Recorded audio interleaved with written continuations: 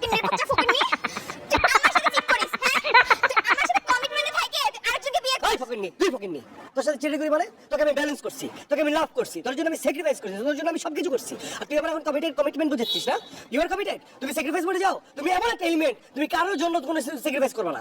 তোমার সাথে কমিটমেন্ট কিসে? শোনো একটা কথা বলি, আমার মা সবসময় বলে, এই সৃষ্টিকর্তা সবসময় একজন মানুষের পেয়ার উনি সেট করে দেয়। মানে যতই লটরপটর ঘটর করো না কেন, যতই দৌড়াদৌড়ি ঘোরাঘুরি করো না কেন, তুমি যে বিয়ে করবে আসলে তোমার ওই পেয়ারকেই, ঠিক আছে?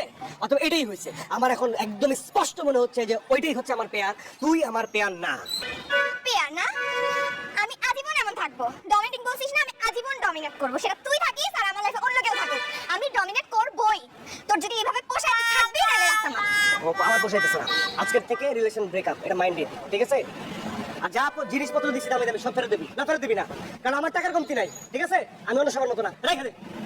আমিও দেখবো তুই কেমনে